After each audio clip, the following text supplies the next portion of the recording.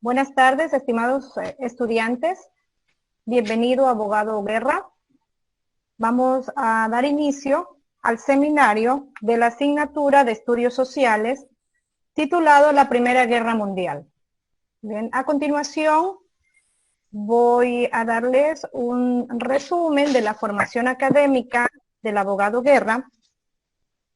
Él trabaja como docente en el Departamento de Ciencias Humanas y Sociales.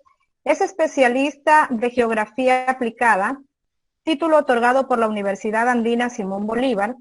Además cuenta con los títulos otorgados por la Universidad Central como licenciado en Ciencias de la Educación, especialidad inglés, licenciado en Ciencias Públicas y Sociales, sociólogo y abogado de los tribunales y juzgados de la República. Actualmente se encuentra estudiando una maestría en Derecho Constitucional en la Universidad Tecnológica Indoamérica. Estimados estudiantes, les agradecemos y les damos la más cordial bienvenida. Y pues les recomiendo por favor que mantengan sus micrófonos en silencio mientras el docente expone su presentación. Al finalizar, tenemos unos 10 minutos para que ustedes puedan expresar sus inquietudes a través del chat. Muchas gracias, bienvenido abogado, damos inicio al seminario.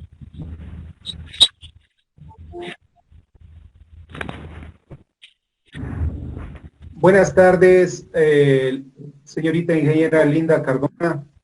Buenas tardes a todas las señoritas, a todos los señores estudiantes. Buenas tardes a todos los presentes. Como ya indicó la señorita ingeniera Linda Cardona, mi nombre es Vicente Alfonso Guerra. Voy a compartir unos minutos con ustedes conversando de un tema tan interesante para la historia como es la Primera Guerra Mundial. La Primera Guerra Mundial, que sucede en 1914 y termina y termina en 1918. Es muy importante. Perdón que le interrumpa, abogado. No estamos visualizando la presentación allí. Ajá. No, estoy iniciando la introducción y enseguida presento. Oh, perdón, continúe, disculpe. Ya. Entonces les decía que esta guerra es importante para el análisis histórico y sociológico, porque se le considera la Primera Guerra Mundial. Al inicio fue considerada solo la Gran Guerra. Entonces, ¿me confirman si están revisando mi pantalla, por favor? Sí. Perfecto. Entonces, miren, la Primera Guerra Mundial, como yo les decía, se le llamó al inicio la Gran Guerra y ocurre entre 1914 y 1918. Pero no quisiera yo hacer solo un análisis desde la historia, sino quisiera hacer yo un análisis, algún aporte desde la visión de la sociología. Es por eso que yo quiero presentar a ustedes unos 3 pensamientos que nos servirán de marco referencial para el análisis de esta conversación. Y me gustaría señalar 3 pensamientos concretos. Carlos Marx y Federico Engels, en su manifiesto comunista, dicen que la historia de todas las sociedades hasta nuestros días es la historia de la lucha de clases. Por lo tanto, son las clases sociales, sean estas dominantes o dominadas, o solo entre clases dominantes, las que permiten la historia de las sociedades. Y eso, indudablemente, no tiene lugar a discusión. Ahora, tomemos el pensamiento de Friedrich Nietzsche, también alemán, igual que Marx, que dice que no existen hechos, no solo interpretaciones. ¿Para qué nos sirve este pensamiento? Nos sirve para considerar que en algunos momentos pueden haber varias interpretaciones. ¿Por qué razón? Porque el ser humano tiene lo que se llama su background, tiene su inclinación ideológica y tiene su punto de vista de ver las cosas. Por eso dice Campoamor hay que mirar, o las cosas se ven de acuerdo al cristal con que se mira. Ahora, no nos vamos a quedar en eso, sino vamos a tomar en cuenta lo que dice Emilio Durkheim o Emily Durkheim, iniciador de la sociología. Dice que a los hechos sociales hay que estudiarlos como cosas. Es decir, a este hecho llamado la Primera Guerra Mundial hay que estudiarle igual que los hechos de la naturaleza. Por lo tanto, hay que tomar todos los datos con rigurosidad académica. Bueno, con esto me gustaría empezar ya el tema concreto. ¿Cuál es el tema concreto? Ustedes me han pedido que conversemos sobre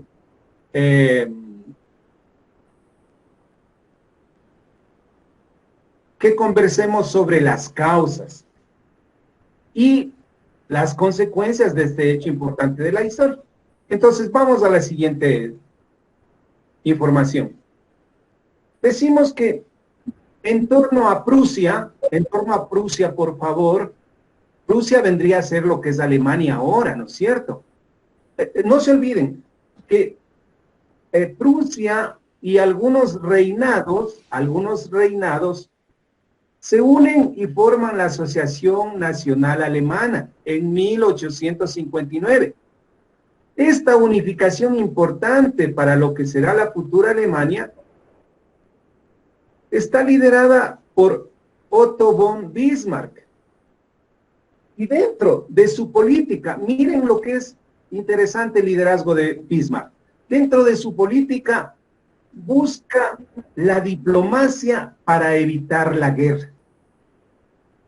Pero en algunos momentos, él, a través de su liderazgo, demuestra que la naciente Alemania está en capacidad de establecer un conflicto bélico. Y por eso tenemos 3 conflictos bélicos importantes, del cual la Alemania, que se unificó en 1859, sale victoriosa. El conflicto con los ducados.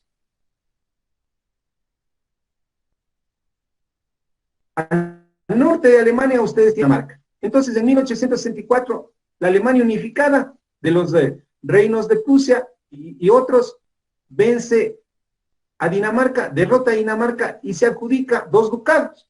Miren, es un paso importante para el análisis que estamos haciendo.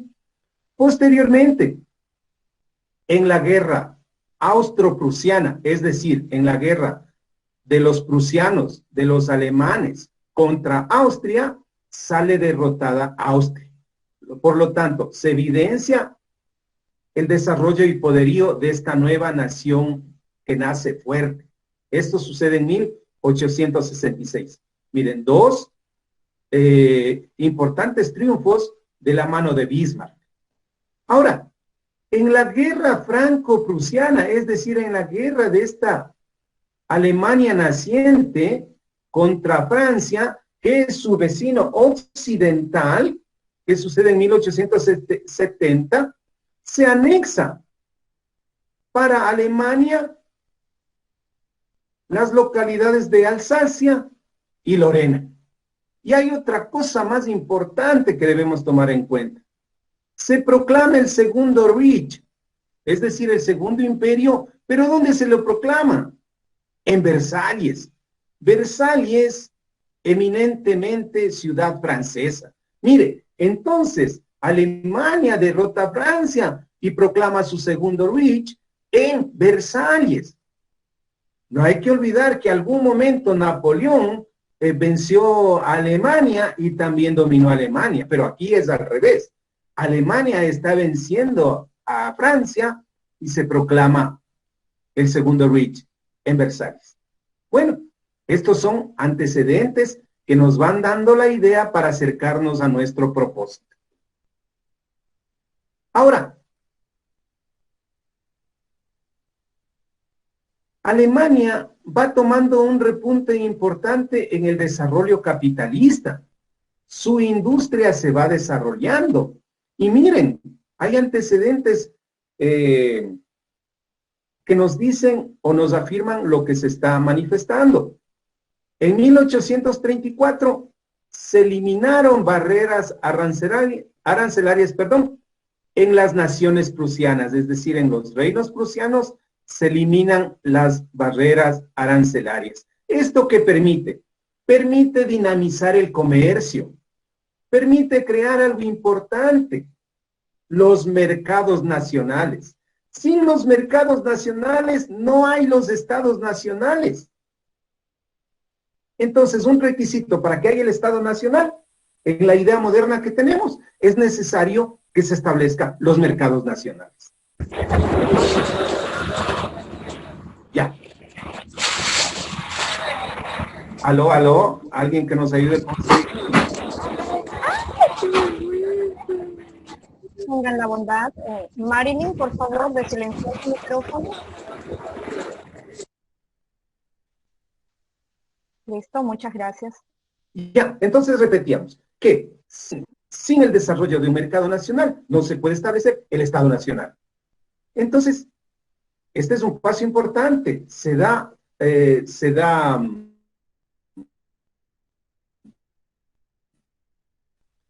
camino abierto para que se desarrolle el mercado, para que fluyan las mercancías.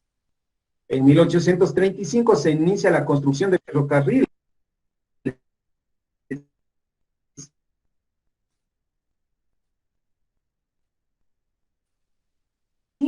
Movilizan a las personas, se desarrolla el mercado nacional para un Estado nacional.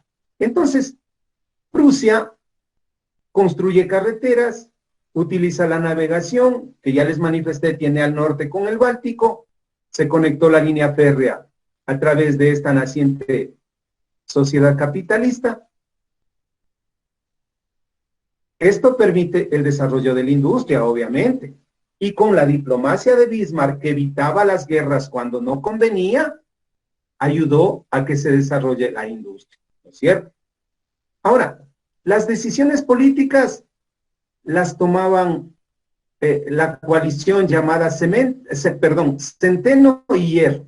¿Por qué Centeno? Porque en la parte occidental tenían los cultivos, ¿no es cierto?, donde se desarrollaba la agricultura y donde se desarrollaban los espacios para obtener los alimentos, y en la parte oriental teníamos el desarrollo de las industrias pesadas de hierro. Entonces, los terratenientes de Occidente con la naciente industria pesada de Oriente se juntan y ellos son los que toman las decisiones. Y en sociología, este fenómeno que sucede en Alemania se llama la vía Juncker. ¿Y por qué se lo dice la vía Juncker? Porque se dice que desde arriba se realizan los cambios. Es decir, las clases dominantes aplastan y realizan los cambios. No la vía Farmer. Aprovecho para decir que la vía Farmer es ese desarrollo que busca el cambio, pero desde abajo, desde la clase de los dominados o desde la clase de los trabajadores. Pero aquí el desarrollo de la industria alemana se realiza tomando el método de la vía Juncker. Bueno, para la primera década del siglo XX, es decir, 1910, Alemania, miren este dato importante, pasa a ser importador de tecnología para convertirse en exportador de productos terminados. Y en 1914, nos dice la historia, era el tercer exportador mundial. Pero, ¿qué es lo que sucede? Cuando usted tiene muchas mercancías, les pregunto, y esto pueden tomarlo como referencia para las preguntas que pueden hacer, ¿qué es lo que necesita usted si es usted un productor de mercancías? Obviamente necesita mercado, pero veamos qué sucede alrededor del mundo.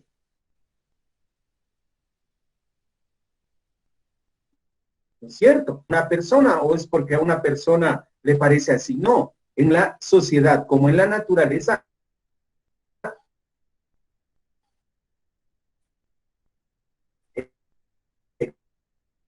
existen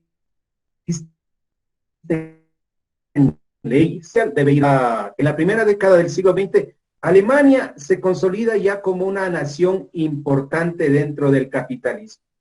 Es exportador mundial en un tercer lugar, luego de otros países como por ejemplo Gran Bretaña y Francia. Entonces, continuando con nuestra participación, podremos decir que cuál es la aparente razón, cuál es el pretexto o el justificativo, pero no es la causa. El justificativo es que el 28 de junio de 1914, en una visita a Bosnia, Herzegovina, que está al sur del imperio austrohúngaro,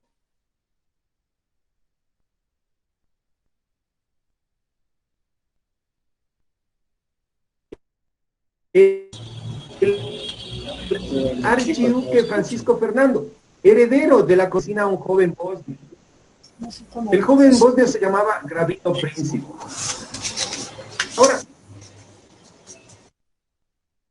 Ahora, este es el aparente justificativo, pero no es la causa.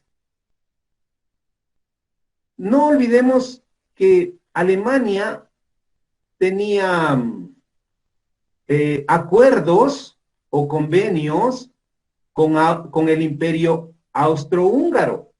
Alemania está ubicada casi al norte por el Báltico y al sur está ubicado lo que era el imperio austrohúngaro.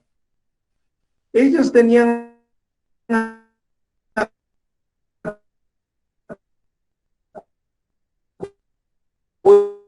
acuerdos,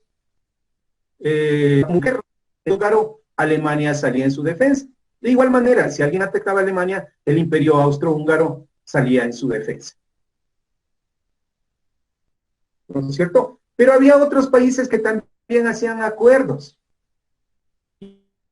Entre los y Gran Bretaña. Es decir, si alguien atacaba a Francia, Gran Bretaña apoyaba. Y si alguien atacaba a Gran Bretaña, Rusia también apoyaba. Entonces, miren, si geográficamente ubicamos a Alemania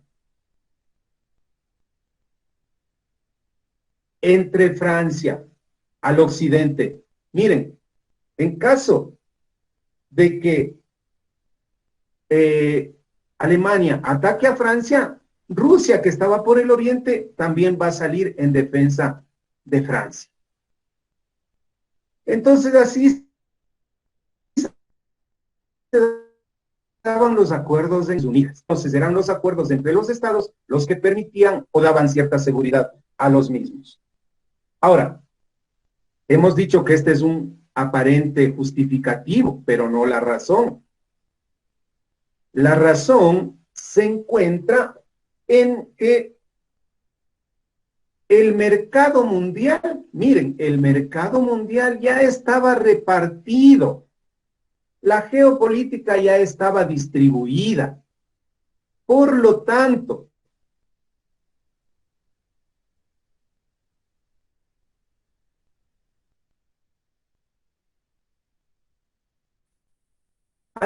Alemania, que llega en la primera, una potencia industrial, encuentra que los mercados están cerrados y que el mundo ya está dividido, solo para mencionar datos, solo para mencionar datos. Por ejemplo, España en 1492 había llegado ya lo que es nuestro continente americano y desde México hasta la Patagonia ya había dominado.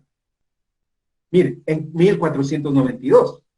Por esas mismas fechas, por el acuerdo de Tordesillas, España y Portugal acuerdan que el territorio del actual Brasil le pertenece a Portugal. A cambio de eso, los portugueses que dominaban el occidente marítimo de África, el lado occidental de África, en este caso el Atlántico,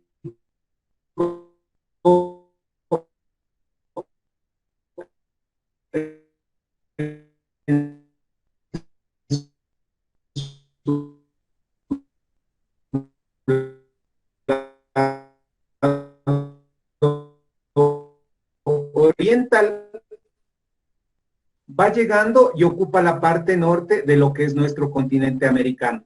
Y ahí tenemos Estados Unidos y Canadá. Miren, entonces, esta parte ya estaba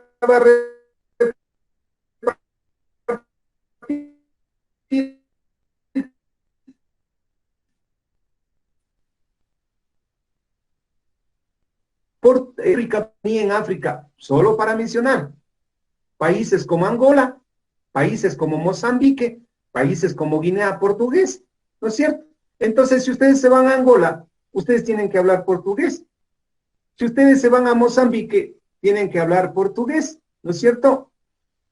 Si alguien es fanático del fútbol, por ejemplo, debe saber que uno de los grandes deportistas de Portugal era, grandes futbolistas de Portugal, era Eusebio, de origen mozambiqueño. Bueno, pero no nos quedemos ahí. Portugal ya se había dividido, ya había ocupado gran parte del África. Francia también había ocupado el África y tenía territorios en Argelia, en Gambia, en Togo y en Indochina. En Indochina esto no es África, por favor. Indochina ya es Vietnam, que viene a ser Asia. Entonces, miren, tanto América, tanto África como partes del Asia ya estaban divididas entre las grandes potencias.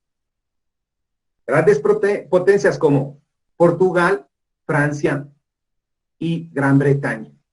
Gran Bretaña ya se había adjudicado territorios como en Sudáfrica, por ejemplo. En Egipto ya era dominado y regentado por los británicos. Sudán, Kenia, Nigeria.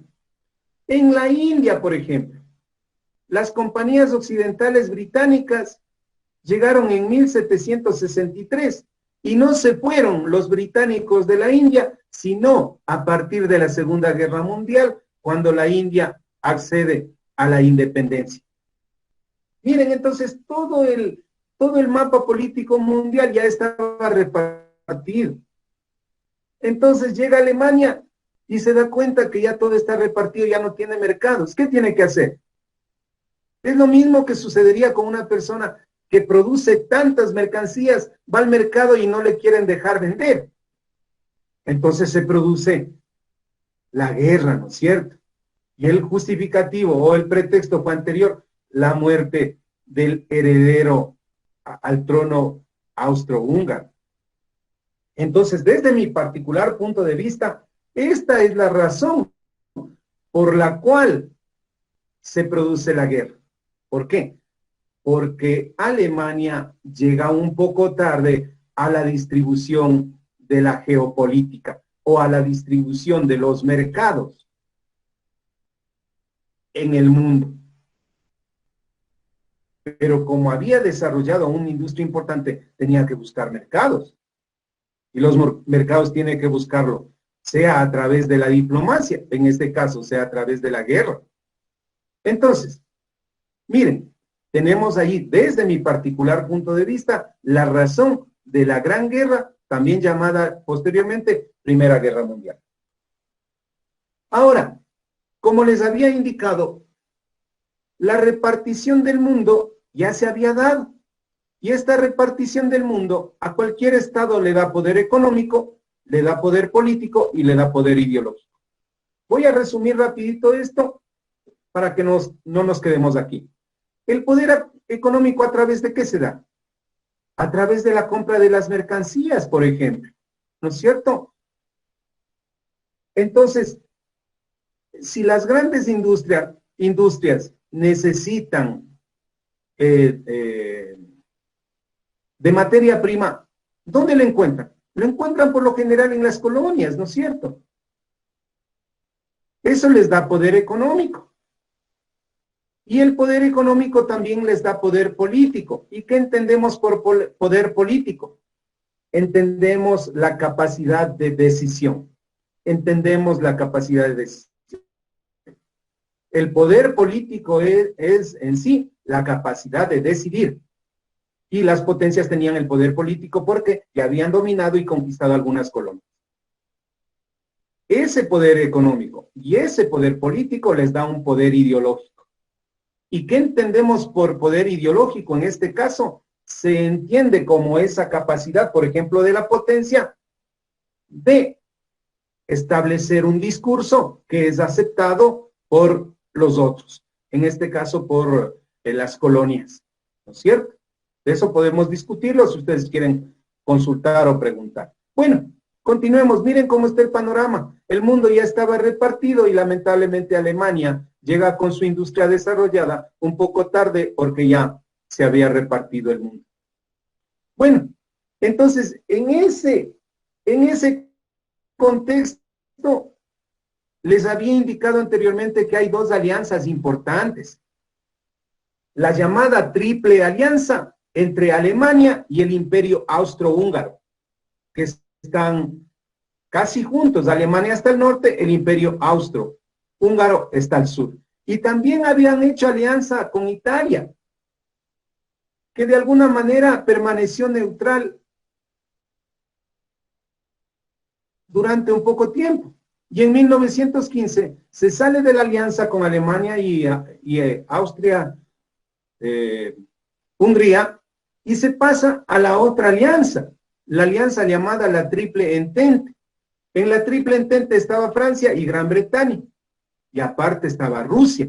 Pero Rusia se sale en 1917 de la alianza. ¿Por qué razón? Porque se da la Revolución de Octubre, o la famosa Revolución Bolchevique. Entonces hacen un acuerdo, porque desde 1914 a 1917, Rusia estaba en guerra contra Alemania, pero hacen un acuerdo y dicen, no, ya no atacamos Alemania, ni ustedes tampoco atacan Rusia, y nos desarrollamos nosotros aparte.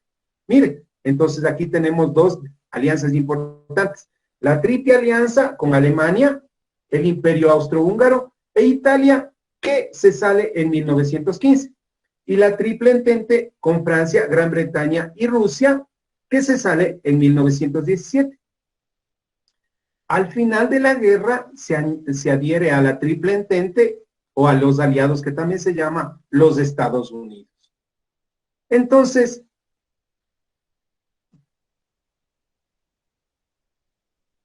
si ya tenemos la causa anterior que les había indicado, ¿cuáles son las consecuencias? Las consecuencias luego de esta guerra se dan en los siguientes aspectos. La modificación del mapa geopolítico y entre otros, por ejemplo, la independencia de Grecia. Grecia era parte del imperio turco-otomano. Entonces, con la guerra se da esa lucha interna contra los turcos otomanos y Grecia alcanza su independencia. Obviamente está en la parte de los llamados aliados. Austria y Hungría son separadas y se vuelven estados independientes, con lo cual también se debilita su capacidad, porque antes era un imperio formado por Austria y Hungría juntos y ahora son independientes. Ahora, las pocas colonias, me parece que tenían 2 o 3 países pequeños en África que eran parte de Alemania, pero todas las colonias alemanas fuera de su territorio, las pocas que tenían, son retiradas luego de la Segunda Guerra Mundial. Es decir, Alemania, aparte de perder la guerra, perdió sus colonias o las islas que tenía como colonias. Ahora, en cuanto a lo económico, tenemos pérdidas importantes. No se sabe cuánto, todavía no se sabe cuánto, se perdió por las tierras de cultivo, porque las tierras de cultivo fueron el escenario de las grandes batallas. Producto de la guerra, se abandonan las fábricas y las fábricas se utilizan obviamente para el desarrollo de las fuerzas productivas que dan lugar a la guerra, ¿no es cierto? Entonces, fábricas que no tenían mucha influencia en la guerra son dejadas de lado. Y Estados Unidos se convierte en el principal acreedor de los aliados. Se dice que que tenía entre sus acreencias 7 millones de dólares en préstamos a los países aliados. No hay que olvidar que Estados Unidos se une a la Primera Guerra Mundial casi al final. ¿Como consecuencia de qué? Como consecuencia de que uno de sus barcos, en la guerra, los submarinos alemanes habían atacado a un barco, no de guerra, sino a un barco que realizaba comercio en el Atlántico. Como consecuencia de esto, se une al final los Estados Unidos y al final de la guerra sale consolidado. Ahora, tratándose de pérdidas humanas, se señala que aproximadamente serán cerca de 10 millones de personas las muertas. Y entre las potencias centrales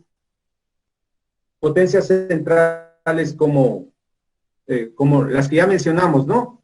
Alemania con el imperio austro-húngaro y también el imperio turco-otomano.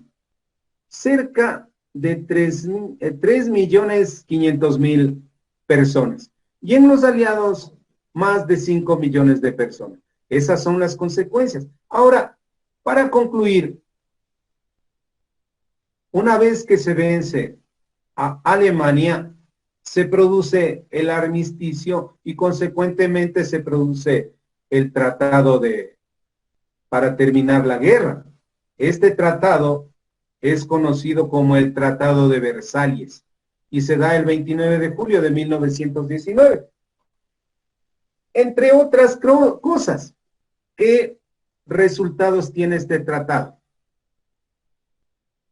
Por parte de Francia, que había perdido Lorena y Alsacia al inicio de la guerra, estos territorios son recuperados. Los ducados de Dinamarca, de Schleswig-Holstein, regresan y pasan nuevamente a Dinamarca. Al oriente renace Polonia como estado independiente. Pierden todas las colonias, como les había indicado, unas pocas que tenía en el mar Pacífico por el sur, por el este de China, y también había colonias, pero muy pocas, en África. Estas colonias se reparten entre Gran Bretaña, entre Francia, entre Bélgica y Japón. Ahora, se establece que su ejército no puede ser más de 100.000 efectivos. Y se pone una indemnización millonaria en contra de Alemania para pagar a los países que fueron afectados por la guerra. Y la prohibición de unirse a la naciente Liga de Naciones y también de unirse a Austria. Pero esto llevará como conclusión, digo yo, a posteriormente desarrollar un nacionalismo alemán en contra de los países que participaron en la Primera Guerra Mundial para defender, en este caso, su nacionalidad y la industria.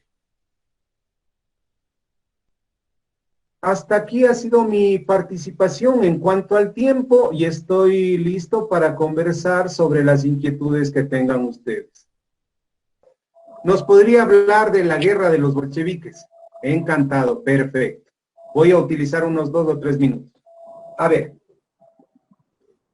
Rusia era eminentemente agrícola. Rusia no había desarrollado una industria importante, pero sí tenía una extensión territorial importante.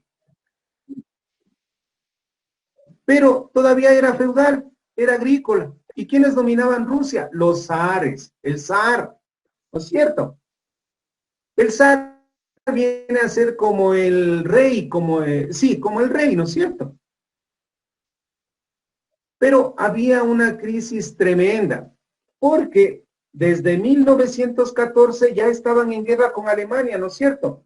¿Y la guerra qué trae a la sociedad? ¿Qué trae a los pobladores? Trae pobreza. ¿Qué más trae? Trae que las personas, especialmente los hombres, tienen que alistarse e ir a la guerra, ¿no es cierto? Entonces, al interior de Rusia, de la Rusia zarista, se dan manifestaciones. Y dentro de las manifestaciones van emergiendo dos grupos importantes, los bolcheviques y los mencheviques. Y en febrero de 1917, el zar es derrotado. Y se establece un gobierno de transición.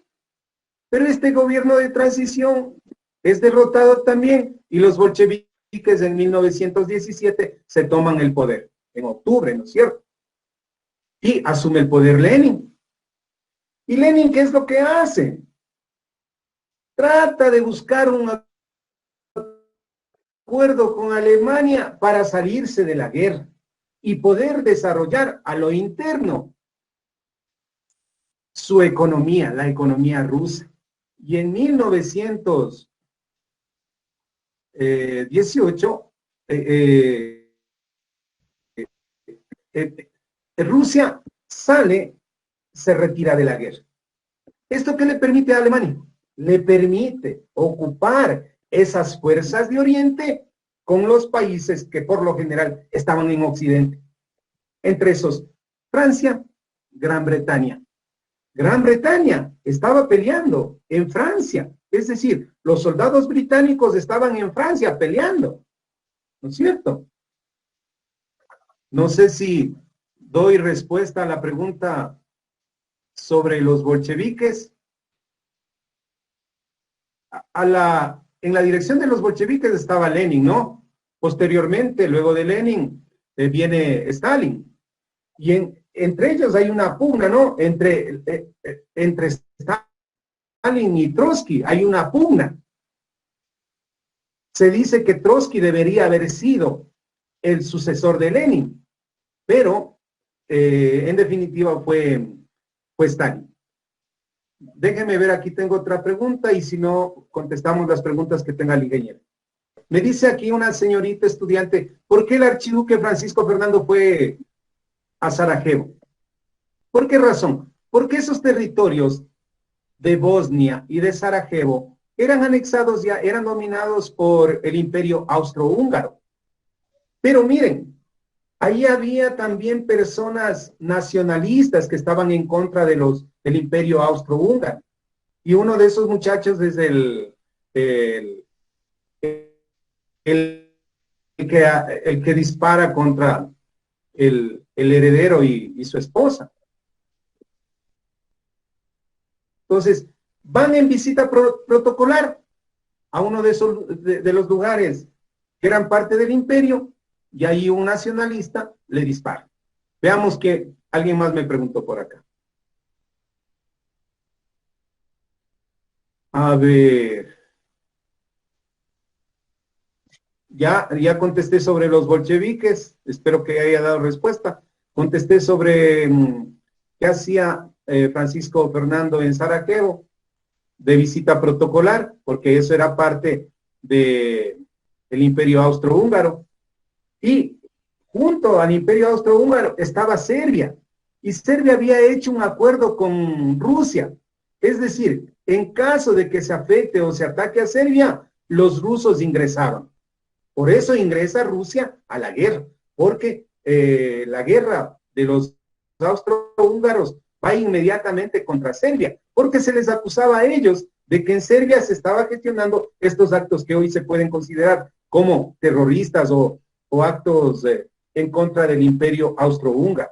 Me dicen qué países estaban involucrados en la Gran Guerra. Casi todos los países de Europa estuvieron involucrados, menos cuáles. Los países llamados Países Bajos, que nosotros comúnmente conocemos como Holanda. Pero Holanda es una parte nomás de los Países Bajos. No estuvo involucrado España, por ejemplo, pero sí estuvo involucrado Portugal. O sea, muy pocos países no estuvieron involucrados. Los Países Bajos, no estuvo involucrado España, Suecia, Suiza. De ahí el resto de países todos se involucraron. A ver, aquí me dice... A ver, el Tratado de Versalles en sí es un acuerdo para terminar la guerra. No se olviden que cuando hay una guerra hay un vencedor y hay un perdedor. Y el vencedor establece la negociación o los términos de rendición, ¿no es cierto? Entonces, en las diapositivas pueden ver cuáles fueron los resultados del Tratado de Versalles. Quiero saber las razones por qué Alemania se habría atrasado en la repartición del poder geopolítico. Porque, miren, yo les comentaba que en 1850, 54 más o menos, se da recién la unificación de los reinos prusianos en lo que se llama la Asociación Nacional Alemana. Y otras naciones ya se habían desarrollado, porque los países no se desarrollan en forma lineal. No, nunca. Miren, uno de los países que aparecen al desarrollo capitalista es Francia. Perdón, es Inglaterra primero, ¿no es cierto? Luego va Francia, sí, porque no hay un desarrollo lineal de los países. Miren lo que pasa en América Latina. En América Latina podemos ver economías importantes, ¿no? Por ejemplo, en México y en Brasil, la industria mexicana y la industria brasileña es importante. Sao Paulo, por ejemplo, es importante en la industria. Y ellos producen para su mercado y para mercados anexos, ¿no es cierto? Es decir, la industria no se desarrolla de manera lineal. Y lamentablemente la industria alemana llegó un poquito tarde, lo que se llama, llegó tarde al desarrollo del capitalismo. No sé si contesto la pregunta, solo una cosita nomás. Miren, las economías no son iguales en todos los países, no son iguales en todos los países.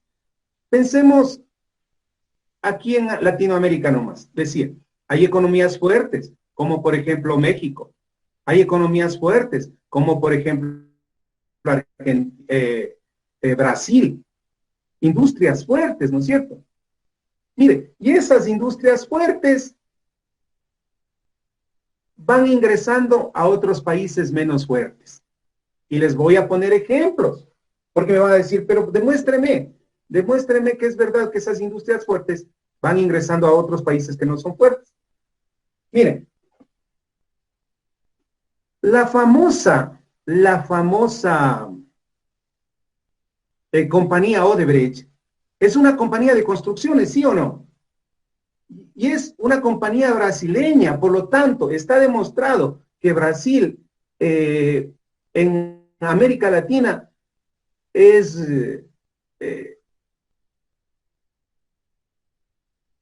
dentro de la industria, tiene relevancia y está muy desarrollado. Entonces, países como Ecuador, países como Perú y otros países más han contratado con una empresa brasileña. Miren, entonces en Brasil existe una buena industria.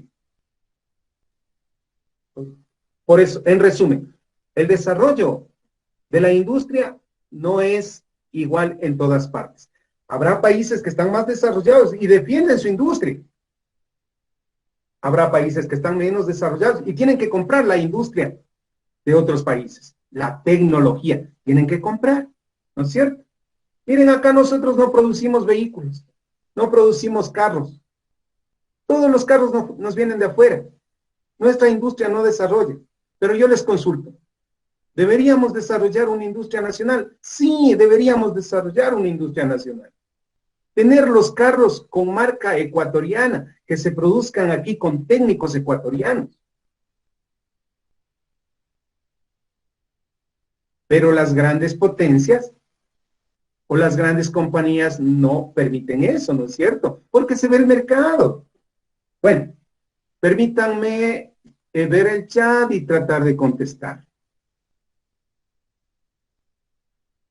Algo me dice aquí de la Guerra Fría. Bueno, la Guerra Fría, tengo que comentarles, se dio luego de la Segunda Guerra Mundial.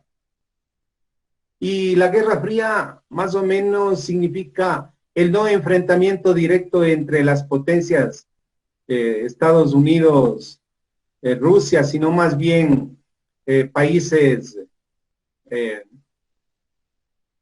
están aliados a las grandes potencias. Es decir, la Guerra Fría viene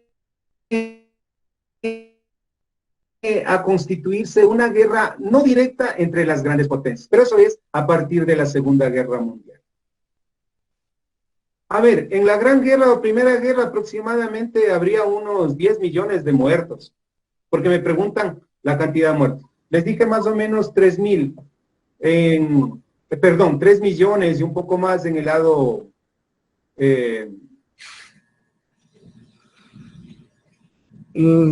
les había manifestado. A ver, ingeniero, 3 millones en el lado de las potencias centrales y en el lado de los aliados 5 millones. Sí, dígame. Habla con el señor John Minango. Buenas tardes. Mi pregunta era más referente a si durante la Gran Guerra hubo una connotación solo económica que intervino y se produjo la guerra, o también hubo connotación ideológica. Esa era mi pregunta, abogado.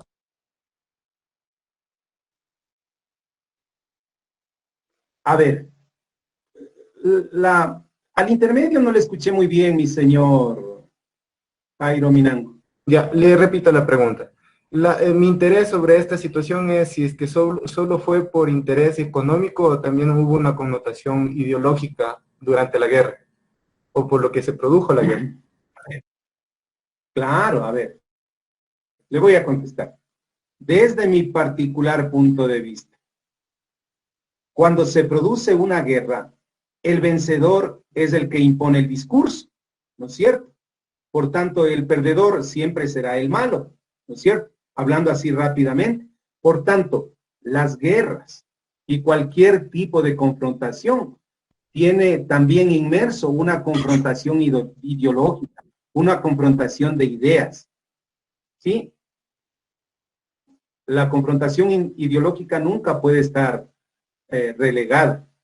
Por un lado, se dirá que los alemanes querían dominar el mundo, por otro lado que los aliados querían dominar el mundo, etcétera, etcétera. Cada bando va a tener su posición ideológica para defender la decisión que tomar. Eso es. Pero en definitiva lo que se estaba buscando es alcanzar mercados para las industrias y por otro lado defender los mercados que ya se habían alcanzado por parte de Francia, Gran Bretaña especialmente, ¿no es cierto? A ver, aquí hay una pregunta interesante, De acuerdo a la historia de la Primera Guerra y la Segunda Guerra Mundial, ¿qué tan probable es que existe una tercera guerra?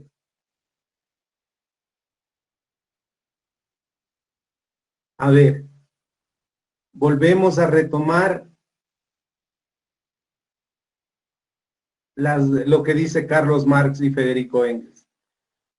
La historia de la humanidad es la historia de la lucha de clases y siempre habrá guerras. Es mi particular forma de ver. Miren ustedes este momento, ¿hay guerras en el mundo, sí o no? Entonces saquen ustedes la propia deducción. Sí. Todos quisiéramos vivir en paz. ¿Qué tipo de haber? Todos quisiéramos vivir en paz. pero no es la voluntad individual de la persona, sino los hechos históricos los que nos llevan. Les pregunto yo, ¿cuáles son las grandes potencias que en este momento están liderando el mundo? China. Ya. Eso por un sector. Y por otro sector, vean, aquí nos contestan ustedes mismos, nos contestan en el chat. Y siempre están... Rusia. Les pregunto, ¿y no se están peleando los mercados? Sí. Sí. Sí, ¿no es cierto? Y no hay unos grandes buques que están cerca de Galápagos. Sí, es verdad. Sí. ¿Y qué se están llevando? Ya. ¿Y eso no es poder económico? Pesca Ya. Se están llevando los recursos, ¿no es cierto? y político. Ya. ¿Y los préstamos de dónde vienen? Del extranjero. Ya. ¿Y qué países nos prestan? China. Rusia. Solo China, no necesariamente. O sea, uno de esos está en China. Miren, entonces este conversatorio ha servido para motivar y para poner un poquito de inquietud en temas de importancia para el análisis histórico y sociológico. No sé si con eso he contestado todas las preguntas, señorita ingeniera Linda Cardona. Muchas gracias, abogado, por su muy valiosa exposición.